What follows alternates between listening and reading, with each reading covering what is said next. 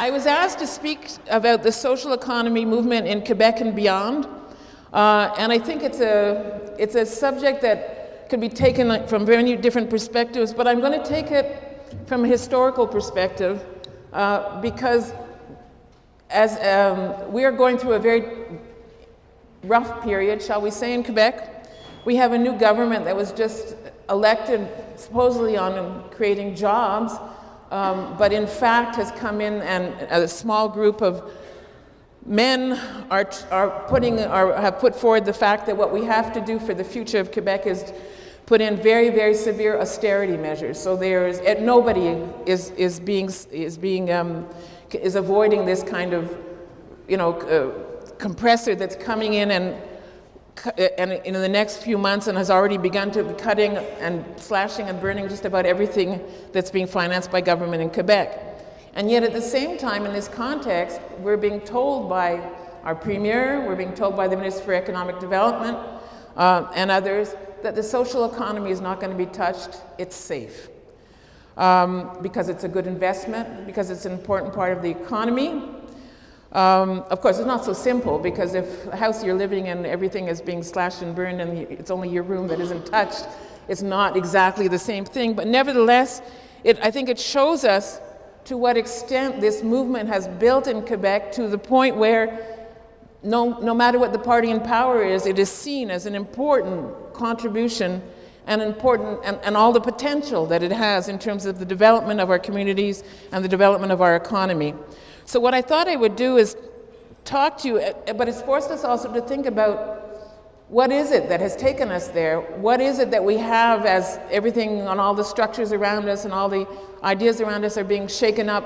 What is it that we have, what is it exactly, this movement? What have we learned over the past 30 years? What is it that we can build on for the future, no matter what? And I think that's what I'd like to share with you today. So what I thought I would do is talk to you a little bit, tell you the story. Some of you have heard it. Mike Toy and others have probably heard it for the 100th time.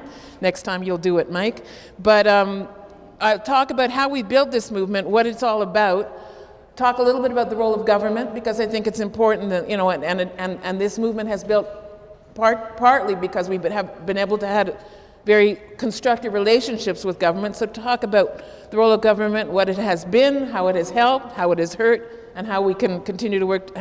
And then the last, I would like to throw out some ideas about how we can continue to work together in the near future about some issues that are on our pan-Canadian agenda. So, the social economy, let me start by saying, well, what do we talk about when we talk about the social economy? Social economy is a word that we did not use a lot in Quebec, but it's part of our history. In 1900, in a small town in rural Quebec, there was the people in the community realized that they needed access to credit. There were farmers, there were professionals, small business people, and they had no access to any banks. And so they went to the downtown Montreal with the big banks, and they said, well, could you come and start offering us services and credit? And they went down and they said, there's no market here, no money to be made. They went home. And so what the people did, there was a man called Alphonse Desjardins, and there was his wife, Dorimène, and other people around, and they created the first financial cooperative. And today, Mouvement Desjardins is the biggest financial cooperative, I think, in Canada, one of the biggest. It's the biggest financial institution in Quebec, and it's still a cooperative. Now, Alphonse and Dorimène were part of the social, or particularly Alphonse, the social economy group in Montreal, and linked up to others in Europe. But it was a piece of vocabulary that we lost over the years. In the 1930s, when there was a big crisis, and our farming was on the, farmers were threatened with, we almost lost our agriculture. How did agriculture survive in Quebec? It was through the creation of agricultural co-ops, where farmers came together, as you know, and I think the same history has been true here in Manitoba. So that was, so the history of the cooperative movement is part of the history of the social economy and part of the economy of Quebec. But there's also been nonprofits that have played incredibly important roles in our history. And one of the best examples is the Ymca, which didn't call itself a social enterprise. It does now. But in the 1930s said, well, look, don't we think that adults should have some access to education? The working man after his, after work, and started the first adult education. Now we have a ministry and education in public institutions, but nobody was doing it at the time, and this nonprofit decided to take this on.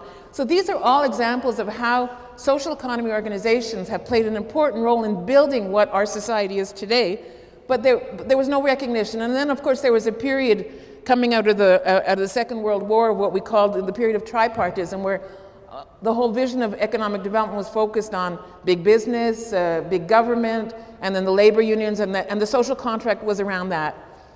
In the 80s, and that's where I got involved in the social, what we now call the social economy, was a period where neoliberalism, where Thatcher was in power in Britain, where Reagan was in power in the States, and the new economic theory that came in was the theory that they call the trickle-down effect. And what did they say? They said, look, if we want to advance and grow as a society and in our economy, what we have to do is take away all the obstacles for private companies to create wealth, and that this wealth will trickle down. And that's how we'll solve everybody's problems. Notice in the vocabulary they use the word trickle. It doesn't flow down, it trickles down. But nevertheless, there was something that was supposed to trickle down. Well, I was working in a very poor neighborhood as a community organizer in the early 80s, and there was a huge problem, was that there were all kinds of social needs, but we knew that fundamentally if we didn't create some kind of economic activity and create jobs for our people, that we would never solve those social problems, and that we could never convince government, and it was just a spiral, ongoing spiral. So we decided that we wanted to get involved in economic development. Well, of course, it was the beginning, as I say, we're going back to 1983. It was trickle down, so you don't do that. I mean, it's just wait. Well, we were 10 minutes away from downtown Montreal. Nothing was trickling down. And so we said, well, we're going to do it, and that's where we got involved in community economic development. Now, one of the advantages of living as a long life is that you get to see that you were right.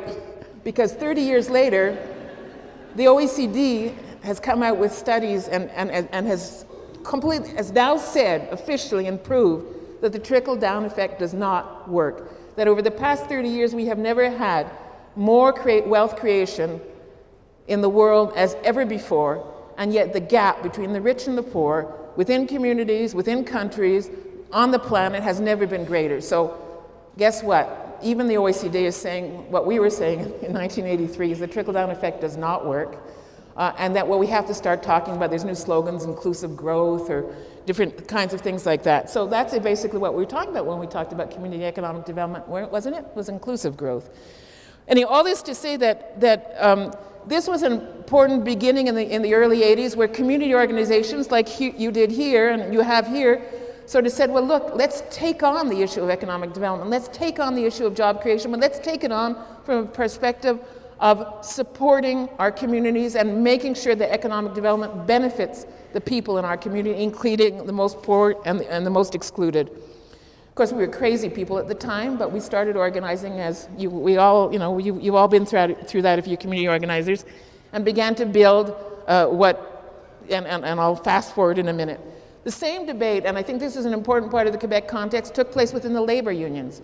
Within the labor union, the Quebec Federation of Labor, exactly the same year that we started our first community economic development corporation in Pointe St. Charles, had the same debate and said, is the role of labor unions exclusively to negotiate better collective agreements? Or do we have a role as economic actors in creating jobs and in supporting and developing our economy from a labor perspective? And that was the beginning of the creation of the Quebec Solidarity Fund, which started as a pension fund controlled by the labor union. The head of the QFL, when he announced that they were going to do this, he was asked, how big do you think it will become? He said, well, maybe 100 million, and everybody laughed. And the Quebec Solidarity Fund just hit the $10 billion mark. So just to say that these are indications of how this movement that started off from a perspective of saying, look, this idea of trickle down is not going to work. We as social movements have to get involved in the economy, how we have progressed over the years. Move on to another, and once again, even at that time, and we did this with CEDNet, nobody really believed us. So we brought in people from, we organized a big conference in 1988 called Local Action, where we brought in people from across Europe, the United States, and so on, that were working communities around community economic development.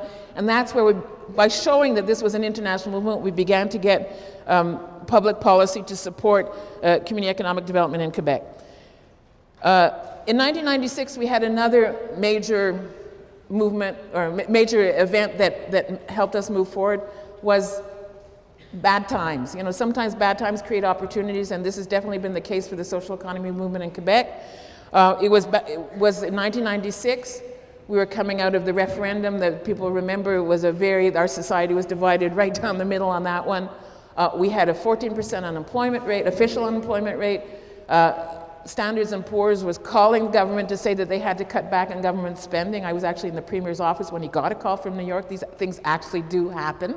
And so the Premier decided to convene a summit of all the different stakeholders, big business, unions, municipalities, different institutions, but for the first time, because the social movements had gotten involved in economic development, we were also around the table.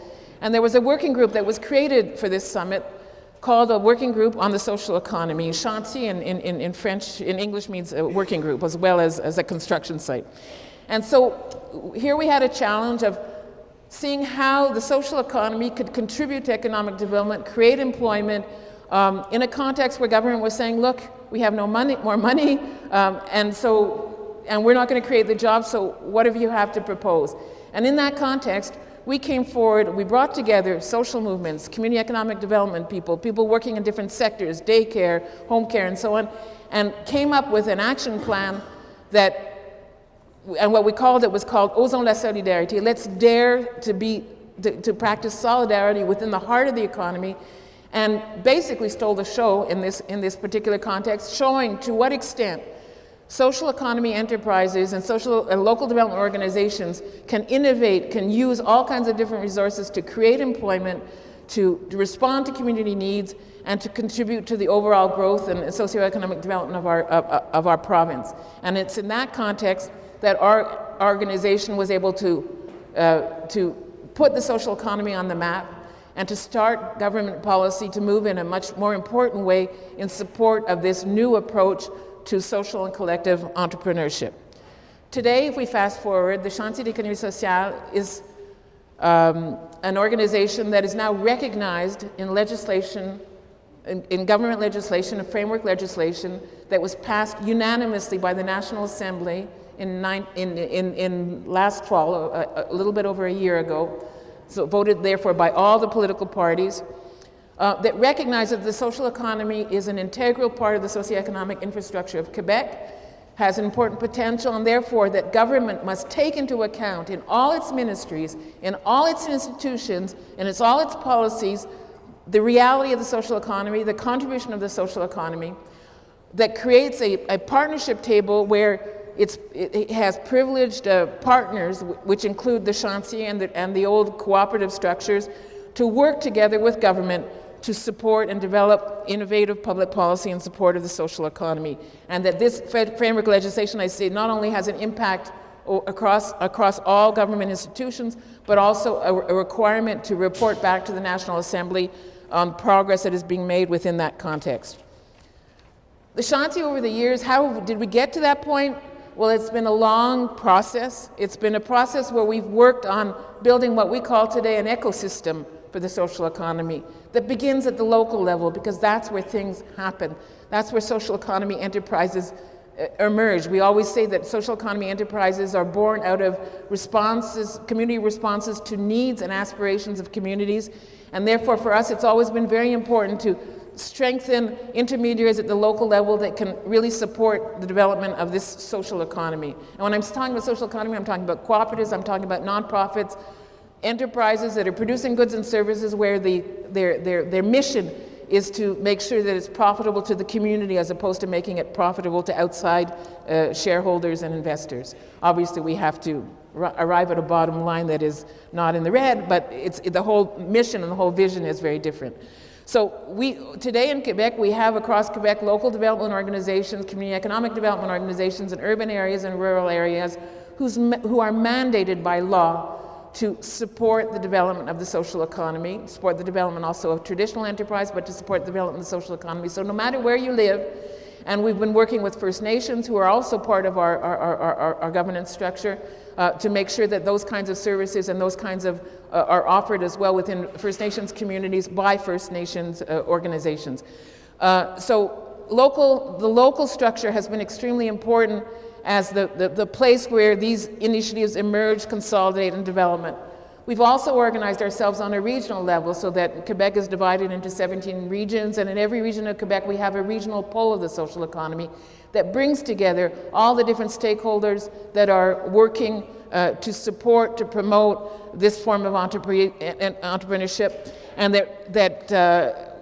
and therefore can represent the social economy when there's regional planning going on through government or with other bodies. We have sectoral associations that bring together enterprises that are organized around sectors, be it worker co-ops, be it parent-controlled daycare, be it home care, be it workplace training enterprises that work with disadvantaged youth and others to integrate them into the labor market, be it co-op housing, nonprofit housing, and so on. And then there's the Chantier. The Chantier is a national organization for all of Quebec that brings together as Sarah mentioned, these networks, these sectoral networks, these regional poles, networks of local development organizations, social movements, including the labor movement, community movement, and so on, researchers, and for the past few years, and particularly over the past couple of years, we have an official representation from the Assembly of First Nations as well on our board. What we've been able to do over the years is, as I say, in this ecosystem, is therefore build at a local and a regional level places where people who have ideas, who want to get involved, who think that they have something they want to develop a new project or consolidate and develop an existing social enterprise or organization, can get support. But to do that, we've also had to create other kinds of tools. We've worked very, very hard on creating financial instruments. In 1997, we created the first investment fund exclusively for nonprofits and cooperatives. That's called RISC, the Réseau d'Investissement Social du Québec, Social Investment Network of Quebec, that started off with $10 million. Half of it came from the private sector that donated. I was able to raise $5 million. The government put in $5 million. And we started to lend money without any guarantees to these social economy enterprises in all kinds of sectors, culture, environment, recycling, and so on. Once again, everybody thought we were crazy. They thought the money was being thrown out the window, but we were very persistent. I'm very persistent, so we were able to get it going. Well, guess what? 17 years later, if you compare our portfolio to the portfolio of people who are doing similar kinds of investments in traditional private sector enterprises, we outrate them. I mean, it's not even a race. And why? Because our enterprises don't give in. They stick around. Their longevity, and all the studies have shown it, means that our loss rate is so low compared to traditional businesses where we know that usually about 80% of them are gone after the first 5 years. That now that has opened up all kinds of other possibilities. So we started with risk. We now have different financial products with risk, but small. We started with small. We started small because we had to learn. It was part of the learning curve. In 2007, coming out of with support from the federal social economy initiative that was put into place by Paul Martin, we were able to create what we call the Fiducie de Chantier d'économie sociale, the Chantier d'économie sociale Trust, which is a $53 million investment fund that does what people used to think, once again, is crazy. We put two words together that they said you can't put those words together: patient capital. Capital that goes into a social economy enterprise and that stays there for 15 years so that people can work and build their enterprise. And we were able to leverage pension fund money from the Solidarity Fund and from another labor-sponsored pension fund. And this time the Quebec government came in, but they didn't give us money. They invested it. and they're going to get return on their investment. So all this to show that how we've developed that over the years, and that has been combined with other kinds of local development funds, and even the Quebec government that has an investment branch that traditionally did a lot of, and still is doing a lot of investment in the private sector, now has a vice presidency for the social economy that does loan guarantees, that does direct investment in social economy enterprises. And guess what?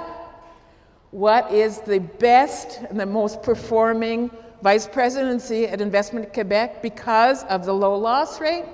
Social economy. So once again, over the years, so that now there's more and more appetite, and it allows us to be able to approach investors in a greater way and become more and more ambitious in terms of creating the financial instruments that allow enterprises to be controlled by the community, to stay democratically controlled and locally controlled, but to have access to the capital and to maintain their social mission and their environmental mission, but to have access to the capital they need to develop. So that's the whole financial piece, which is very important.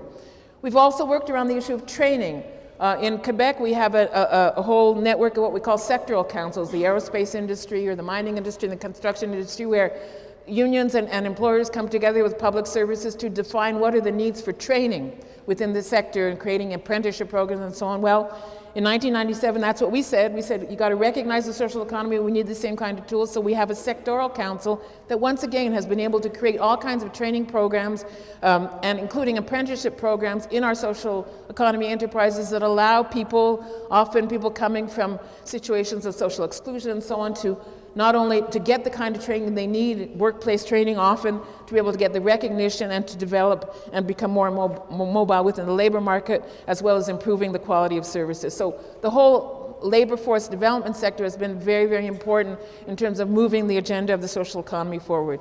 We've worked with researchers for over 10 years, and we were partners with people across Canada and with universities across Canada around the Community University Research Alliance, which allowed us to work with researchers to make sure that the research that they were producing was useful for communities.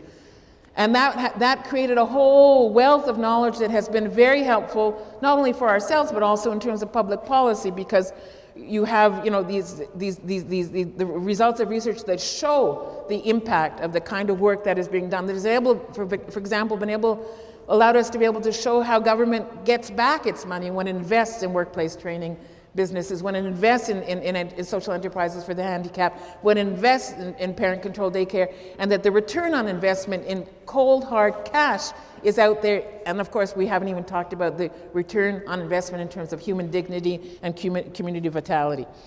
We've moved on to a next step in that, because one of the problems with all this research is that you got to have time to read all the research reports. I don't know about you guys, but I don't have the time. But the issue mainly is how do you transfer that knowledge, make it accessible to people so that they don't have to go to university to learn it necessarily. And that's where we were able to win to gain support through it was a call for proposals. We put in a proposal where we now have a center for knowledge transfer and social innovation supported by the Quebec government within their research policy, and it's called le TIES, Territoire Innovant en Économie Sociale et Solidaire, which means innovating territories in the social and solidarity economy, that brings together local development organizations, all these same stakeholders from rural and urban Quebec, to see what are the kinds of knowledges that we have gained from best practice, from research, and how can we transfer that knowledge in order to improve our practice. So we've moved on from research into knowledge transfer. We've also worked a lot on issues of procurement. Procurement has been, and I'll come back to that in terms of policy. I think that social purchasing is something that's developing as well a lot across Canada.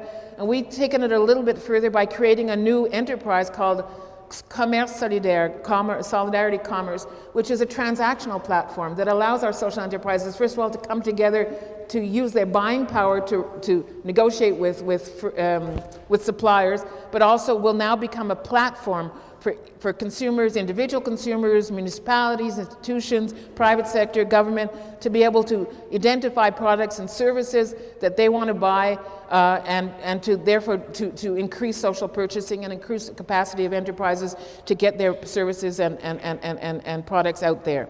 And finally, we've worked on an international level by developing, first of all, activities, international activities, learning from what's going on, and we now have a website which is a very important, that talks about in 3 languages, English, French, and Spanish, what's going on internationally, particularly in terms of public policy in support of the social and solidarity economy, so that we can go back to government constantly and say, look, they're doing it in the States, they're doing it in France, they're doing it in Britain, we can certainly do it here. And that has been very useful as well, and we'll get back to that. In terms of how government has reacted to all this, well, as I say, it's been an ongoing dialogue with government. When we started in 1996, we were sort of the new kid on the block, and it was out of the Premier's office that this kind of stuff was supported. It moved very quickly into the Economic Development Department, where I must say we had some hard times, because we were just not working on the same kind of economic logic that our economic development departments are geared to, which is, are you increasing the commercial balance? Are you exporting? When we say no, our enterprises are there to support local community needs and aspirations. And, are you making a lot of money? Well, no, we're not allowed to make. We're making a lot of good, but we're not making necessarily a lot of money. And so we were moved at our request and moved over to the ministry that was responsible for regional development and municipal affairs, because it made sense to us. And the CED and the social economy really work together. This is social enterprises are tools for communities, and so it made sense to be in a ministry where their primary concern was territorial development, community-based regional development. And we did that for a while, and now with the new government, we've moved back to the Ministry of Economy. But guess what? This time we were ready.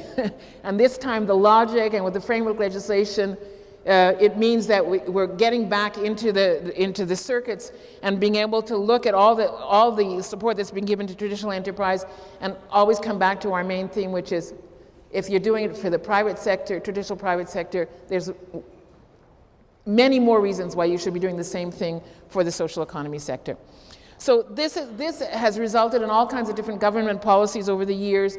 We had in 2007 or 8, I think, there was a government action plan that was presented by the Sharia government at the time, that supported a lot of what we were already doing, but made important steps forward in terms of the regional dimension of the work we're doing, in terms of supporting the First Nations initiatives in the social economy, and also on issues of procurement, where the Quebec government actually launched an initiative and called on all the different municipalities across Quebec to make a commitment. It was a campaign that's still going on called L'économie sociale j'achète, I'm buying from the social economy, and where you have the City of Montreal and a lot of the major cities that have made commitments to increase their social purchasing from the social economy at the call, with a call from the provincial government.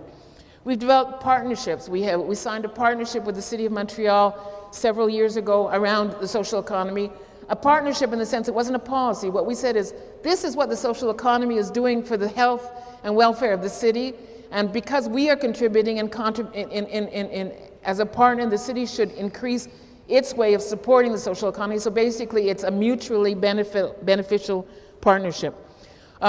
So all this to say, and the role and the importance that municipalities have given to the social economy have become so important that we are now working with the Quebec Federation of Municipalities, and there's 2 federations, and the Union of Quebec Municipalities, there's 2, one more rural, one more urban, concretely on how we can take away and remove all the legislative barriers and do more training and promotion amongst locally elected officials, so that they understand and become the links between the social economy and social enterprises and municipalities become stronger and stronger.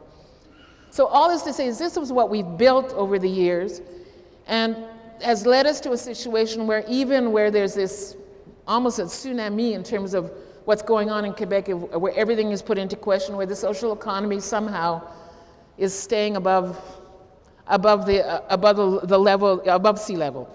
And I guess if we look at it from a government perspective, there's a lot of reasons why. As I said, the results are there. The jobs have been created, tens of thousands of jobs in all kinds of new sectors. Well, I mean, one sector that is an easy example to understand is when in 1996, we said, look, in the home care sector, we have an aging population, there's more and more needs for home care. Right now, what's happening is it's being done in the underground economy, and there was even the beginning of a work for welfare program to get welfare recipients, not to get jobs, but just to do this work to get their welfare check.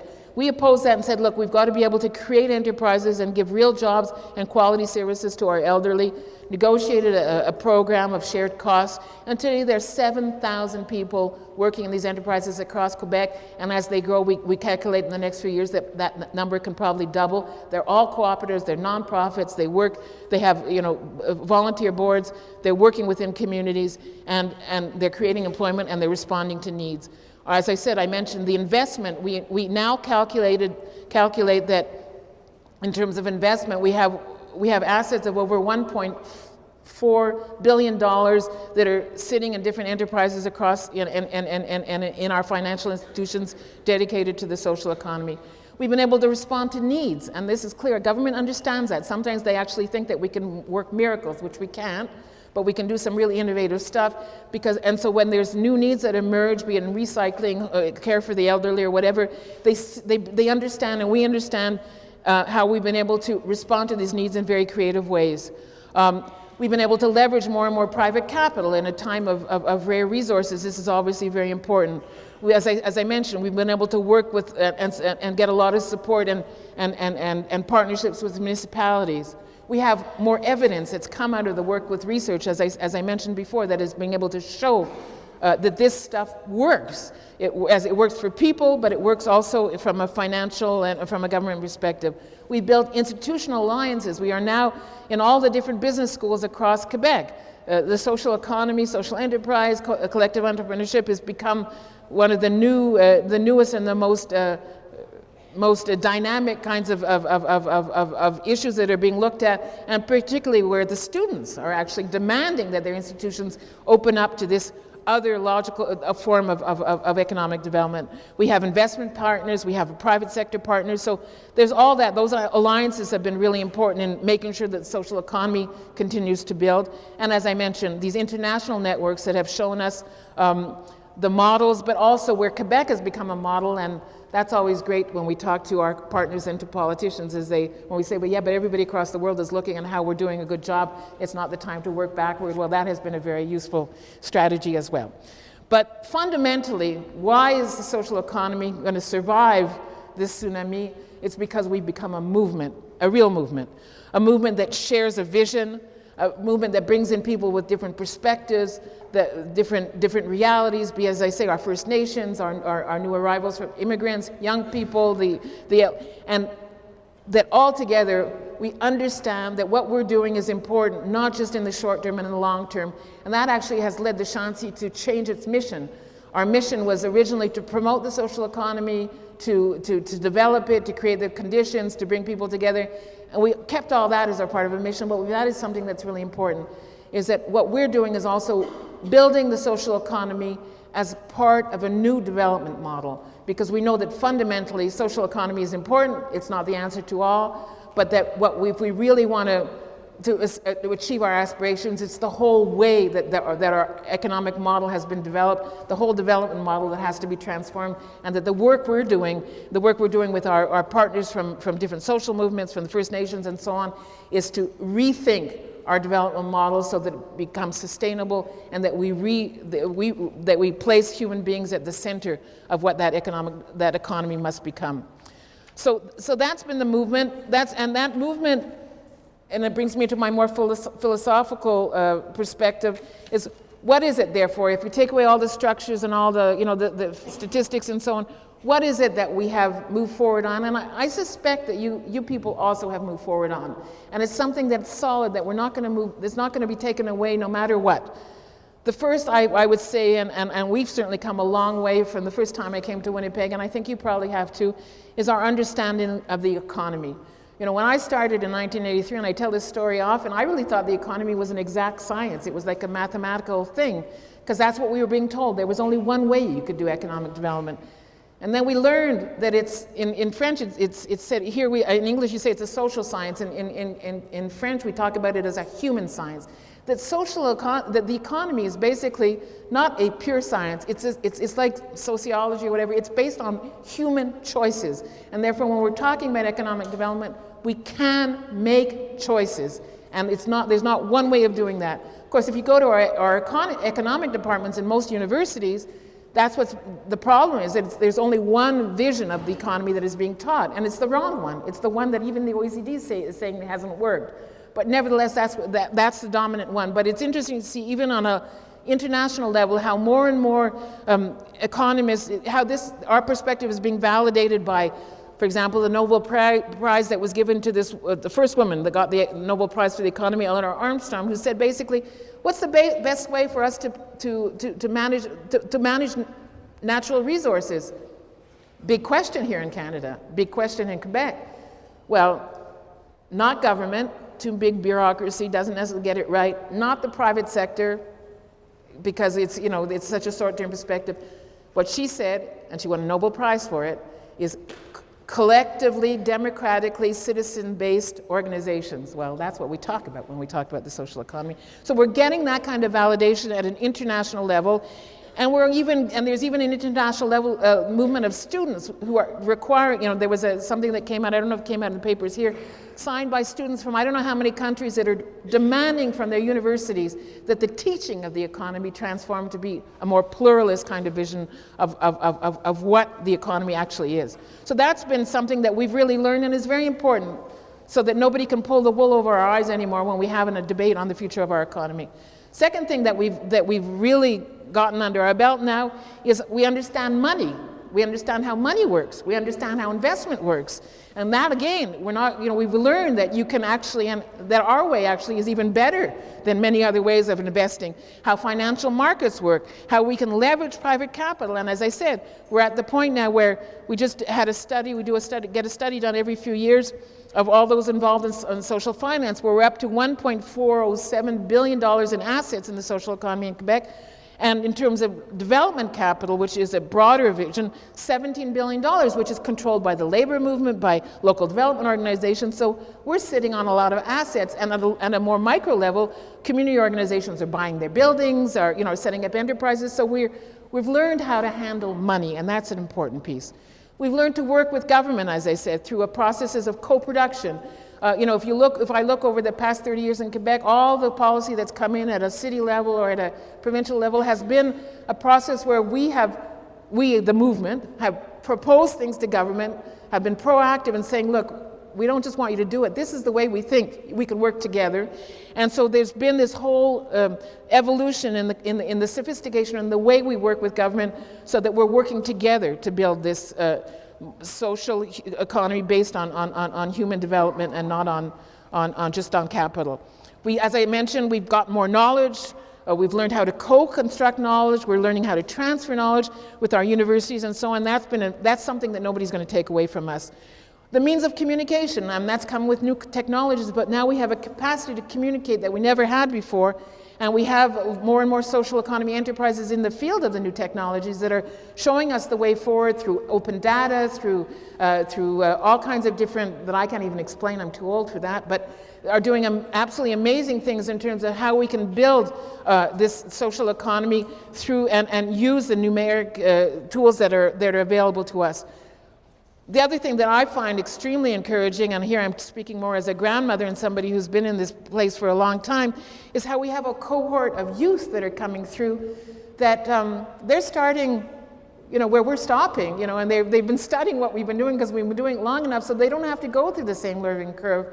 And my daughter is an example. I mean, she studied, she went back to business school to learn about finance and so on, and is working in the social economy. My son is working in training in the Quebec Solidarity Fund, and we have so I see it in my own family, but we see that in all our organizations, how this stuff makes sense to young people, and how this whole cohort of youth is coming in with a level of sophistication that they said, if I compare to when I started, I don't even want to talk about it. This stuff has been going on in communities across the world.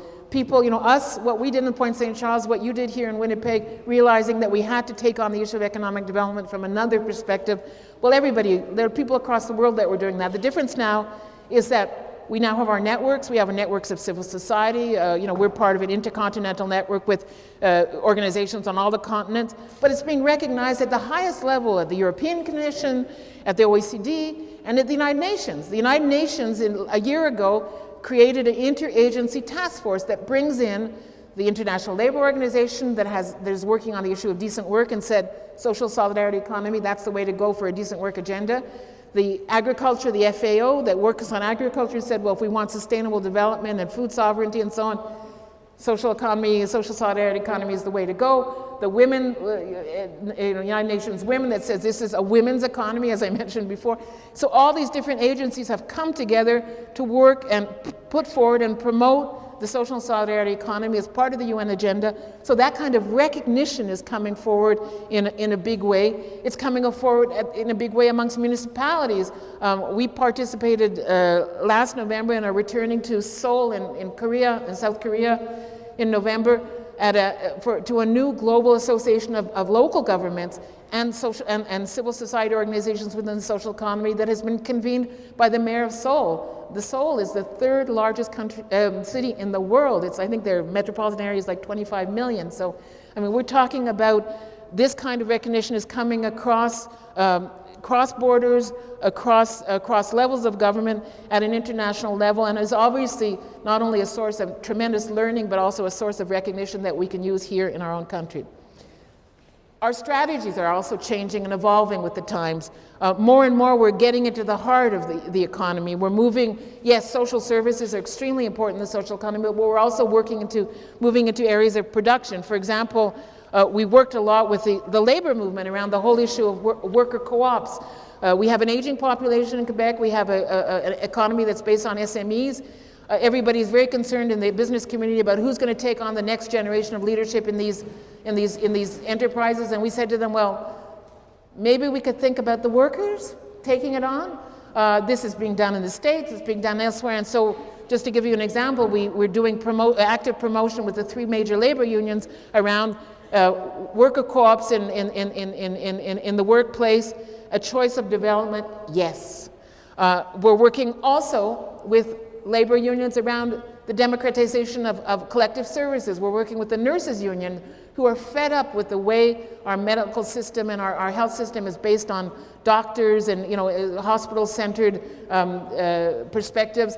And as a nurses union say, the response and the way to combat privatization and to work so that our health system is working for the people is through local clinics and so on in the form of social economy. So we're working even with the nurses union around democratization of certain social services, and particularly in the health sector, but also in other sectors. So these are the kinds of things that are moving forward in terms of new perspective. We're working also on, when we talk about the economy, is production and exchange of services. Well, the whole issue, as I mentioned, about social procurement has become extremely important. As I said, we're working with municipalities, we're working with business to business more and more.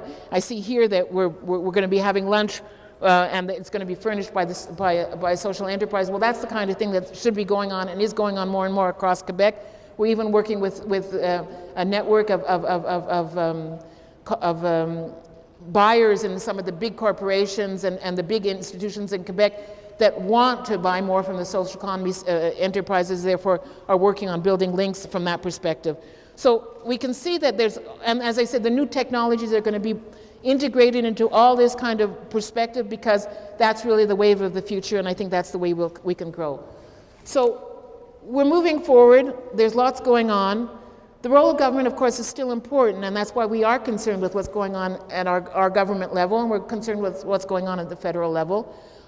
We have a lot of proposals, and we continue to be very proactive in proposing what we think government can do, both at a municipal, at a provincial, and at a federal level.